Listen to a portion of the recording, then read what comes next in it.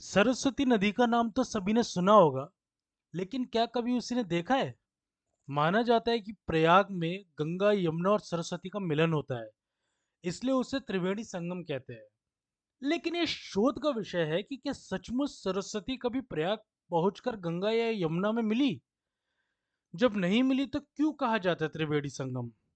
आओ जानते हैं इस सरस्वती नदी की सच्चाई। तो मेरे कुछ सवाल हैं, उस सवालों के जवाब मैंने ढूंढे, मैंने बहुत पता किया और ये सब मैं आपके सामने रखने वाला हूँ। तो वो क्या सवाल है, जैसे कि क्या कभी सरस्वती नदी का अस्तित्व था? था तो इसका वैज्ञानिक आधार क्या है? और यदि सरस्वती नदी थी तो वो लुप्त क्यों हो गई? क्या सरस्वती नदी कभी गंगा से मिली? तो ये कुछ सवाल है, जैसे कि यदि सरस्वती नदी नहीं थी तब उसका इतिहास क्या था? तो ये सारे सवालों को लेकर के मैं आपके सामने बहुत ही इंटरेस्टिंग सा टॉपिक लेकर के आया हूँ। तो चलिए शुरू करते हैं। आपका अपना host Udit Sharma, minutes on mountain में बने रहिएगा। ये पार्ट्स में मैं इसको कंप्लीट करूंगा। सरस्वती नदी के पार्ट्स आएंगे आपके सामने पॉडकास्ट के, तो सुनिए इसको।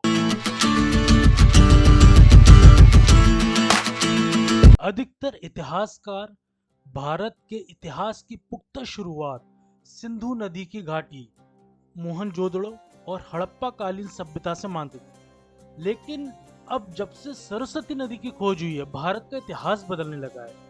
अब माना जाता है कि ये सिंधु घाटी की सभ्यता से भी कई हजार वर्ष पुरानी है। गंगा की नदियां, माना जाता है कि सुमेरु के ऊपर अंतरिक्ष में ब्रह्मा जी का लोक है।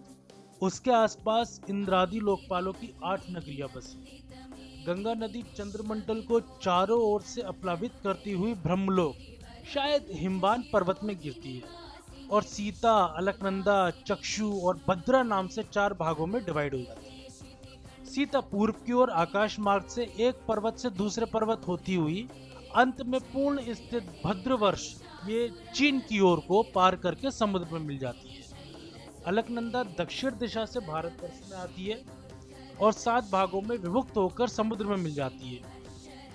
चक्षु पश्चिम दिशा के समस्त पर्वतों को पार करते हुए केतुमाल नामक वर्ष में बहते हुए सागर में मिल जाती है और भद्रा उत्तर के पर्वतों को पार करते हुए उत्तर रूस होते हुए उत्तरी सागर में मिल जाती है। धर्म और संस्कृत ग्रंथों के अनुसार सरस्वती का अस्तित्व था।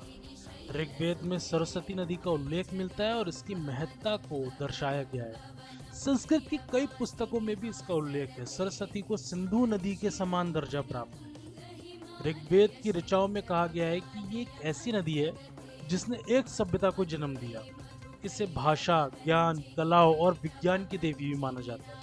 ऋग्वेद की ऋचाओं को इस नदी के किनारे बैठकर ही लिखा गया था, लेकिन इस नदी के अस्तित्व को लेकर बहुत वाद विवाद हुआ है।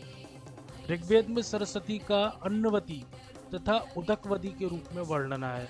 महाभारत में सरस्वती नदी के प्लक्षवती नदी, वेद स्मृति, वेदवती आदि कई नाम हैं। ऋग्वेद में सरस्वती नदी को यमुना के पूर्व और सतलुज के पश्चिम में बहती हुई बताया गया। तांडय और जैमिनी ब्राह्मण में सरस्वती नदी को मरुस्थल में सूखा हुआ बताया गया है। महाभारत में सरस्वती नदी के मरुस्थल में विनाशन नाम जगह पर विलुप्त होने का वर्णन है। इसी नदी के किनारे ब्रह्मावर्त था, कुरुक्षेत्र जिसको आज बोला जाता है, लेकिन आज वहां जलाशय है। महाभारत में भी सरस्वती का उल्लेख है और कहा गया है कि वहां गायब हो गई नदी है, लेकिन जिस स्थान पर यह नदी गायब हुई उस स्थान को विनाशना एवं उपमज्जना का नाम दिया गया। इस बात का भी उल्लेख है कि बलराम ने द्वारका से मथुरा तक की यात्रा सरस्वती नदी से की थी और लड़ाई के बाद यादवों के पार्थिव अवशेषों को इसी में बहाया गया था, यानी तब इस नदी से यात्राएं भी की जा सकी। तो मेरा एक सवाल यह आता है, यदि सरस्वती नदी का अस्तित्व था तो क्या है इसका वैज्ञानिक आधार?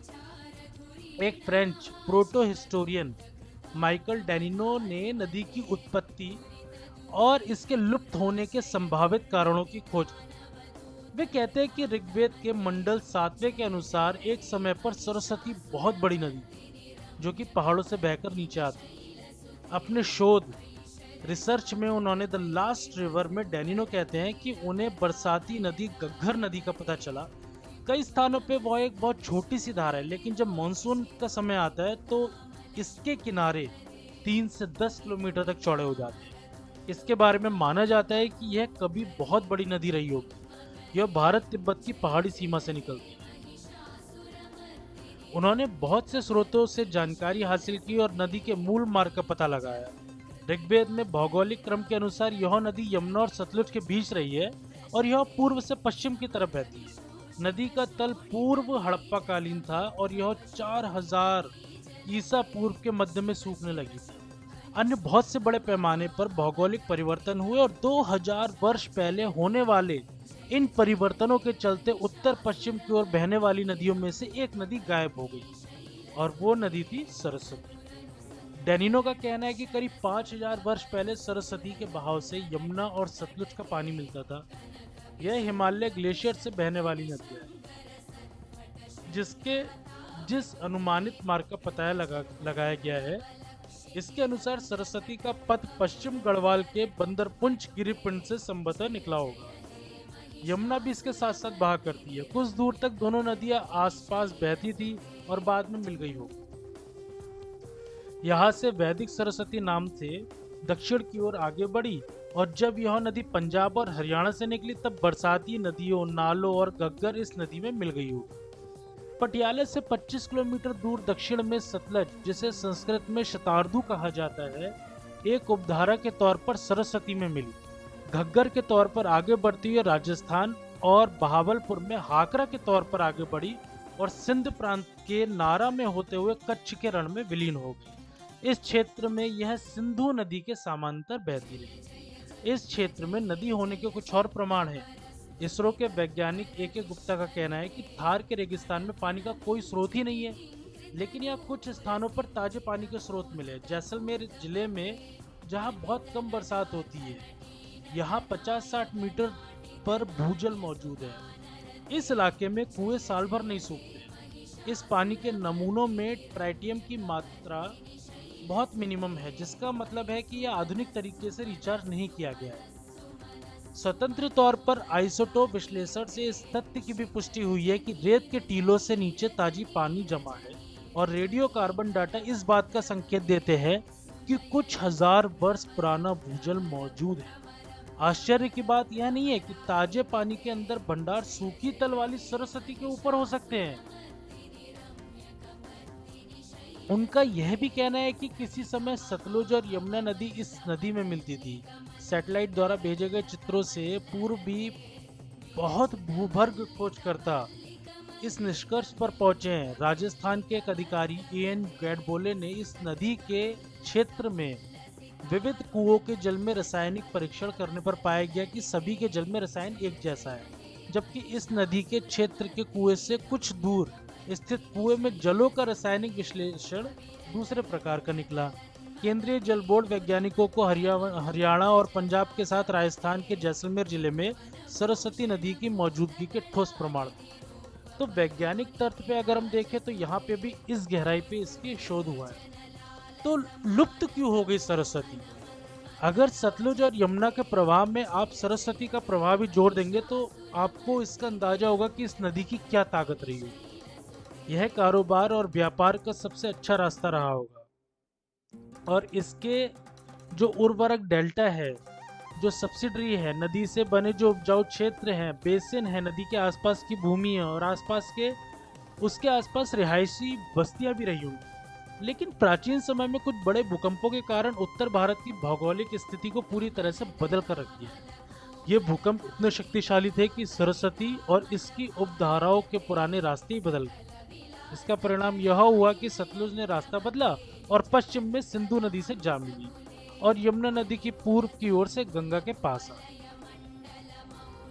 ऐसा भी प्रतीत होता है कि पृथ्वी की संरचना आंतरिक में हुए बदलाव के चलते सरस्वती भूमिगत हो गई और यह बात नदी के प्रवाह को लेकर आम धारणा के काफी करीब है। सरस्वती सिंधु के इलाके में बड़े पैमाने पर ग्राउंड फ्लोड्स को सैटेलाइट तस्वीरों से भी जाना जाता है।